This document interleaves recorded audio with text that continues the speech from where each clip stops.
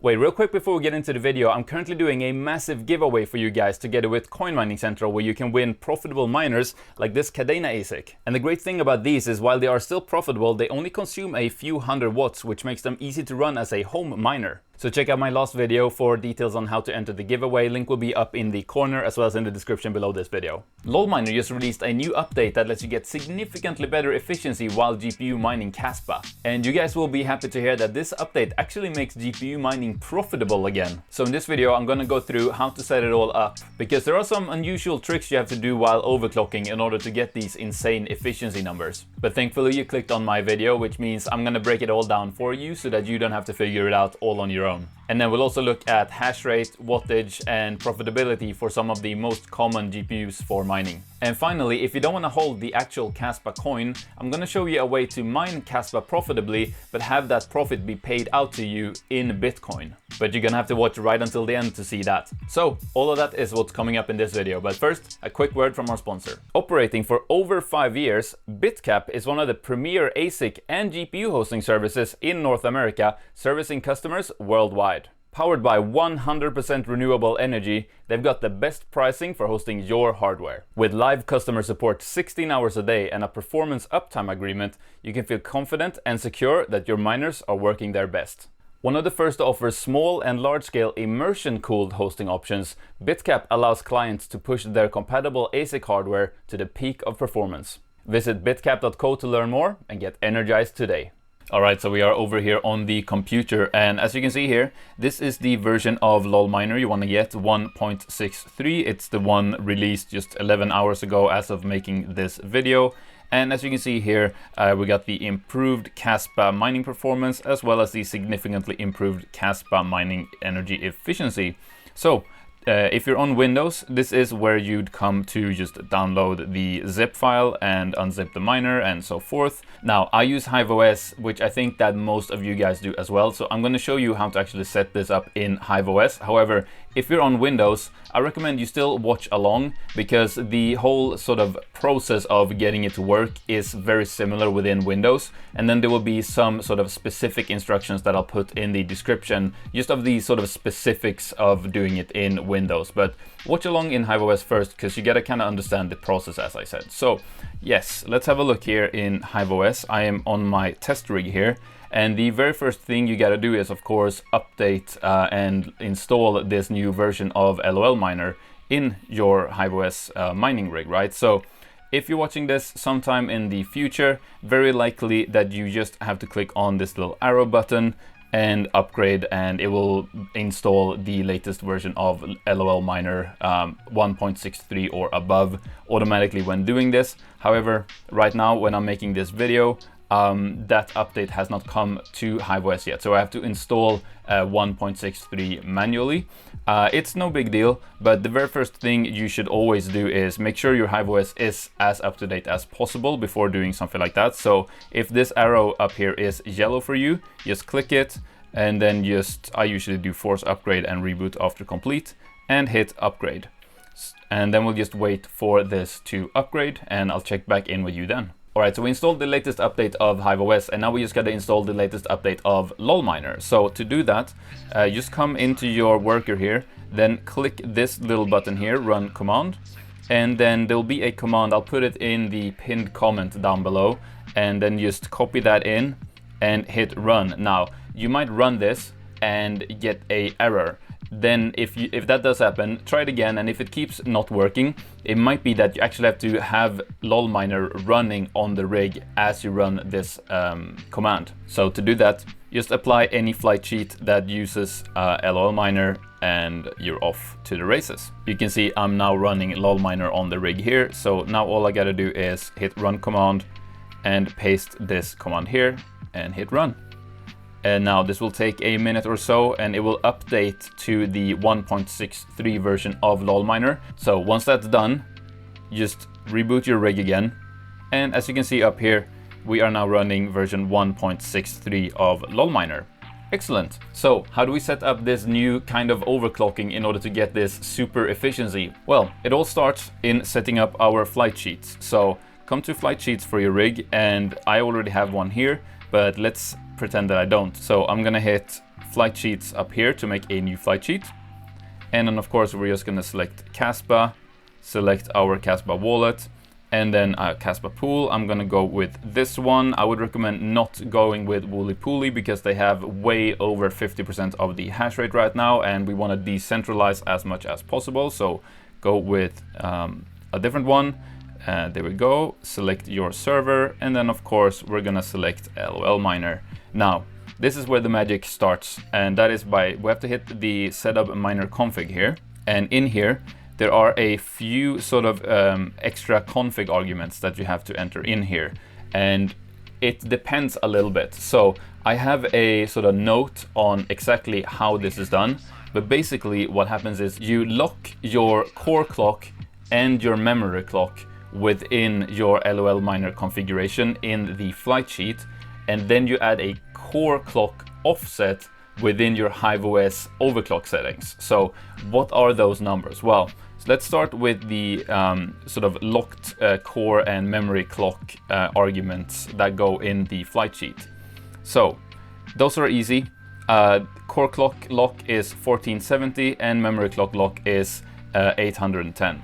So I'm just going to copy those into here, hit apply changes, and then I can name this flight sheet something. I'm just going to name it CAS and hit create flight sheets. And there we go. So now what I can do is I can go back to my worker here, and I can select this flight sheet that I just created. Now you can see it was the exact same as the one I already had applied. Now the somewhat tricky bit comes in after that, where you have to enter the core clock offset within your 𝐦𝐤𝐳 overclock settings, because they depend a little bit on what GPU you have. So this was kind of what took me a little while to figure out, but I'm pretty sure I have it all figured out now. So let's have a look at my note here again. So it's different depending on what kind of GPU you have. So if you have a 16 series GPU like 1660 Super, 1660 Ti, and so on, what you do is you start your core clock offset at 200, and then you have to reboot your rig. And then if your rig crashes or is unstable, you reduce that 200 by 5, so go 195, reboot your rig, and you keep going like that until your rig is stable. And if you have a 20 series GPU like a 2080 Ti or anything like that, it's the same process, but you start at 250 and reduce by 10 each time until you're stable. Now if you have a 30 series GPU, you start at 325 and reduce by 5 each time until you're stable, unless that 30 series GPU is an LHR GPU, in which case you instead start significantly higher at 450, but you reduce in increments of 25 until your rig becomes stable. So as you guys can see, I have a 3070 LHR in my test rig here. And what I did off camera, as to not bore you with it, was I did exactly what I said. I started it with core at 450, and then I just kept reducing it by 25 until my rig was stable, which was at 325, which my rig is at now, and it is stable. There you can see I am running at 485 megahash on the 3070 LHR with a power consumption in the software of 69 watts, which is pretty awesome, I'm not gonna lie. That is extremely great efficiency for mining Kaspa. And yes, as I said, for Windows, the whole process is basically the same. It's just some of the specifics are a little bit different. Again, I'll have a guide for how to do it in the description of the video. Now, I've actually tested this on quite a few different GPUs, so let's have a look at my results, shall we? So first off, I have my rig of 12 3070s here, which you can see they all get 485 megahash, and they all pull kind of between 60 and 70 watts. There's one Silicon Lottery loser here that pulls 80 watts, unfortunately. But yeah, they all pull about between 60 and 70 watts for 485 megahash. And as you can see here, this is in an Octominer, which means I can read the actual at the wall power draw here, which is 939 watts. Pretty cool. And then I also have, of course, my mixed rig here, where I have a 1660, 1660 Ti, 1660 Super, and then most of the different 30 series GPUs. You can see kind of all of their numbers here, but I also have, of course, a spreadsheet where I've noted down all of these numbers here. So let me just enter what we just saw for the 3070 LHR, which was 485 and 69 watts. There we go. So you can see all the GPUs listed out here, as well as if they're LHR, and if so, what version of LHR they are, and then the hash rate, the wattage as reported by the software, and the efficiency from those numbers.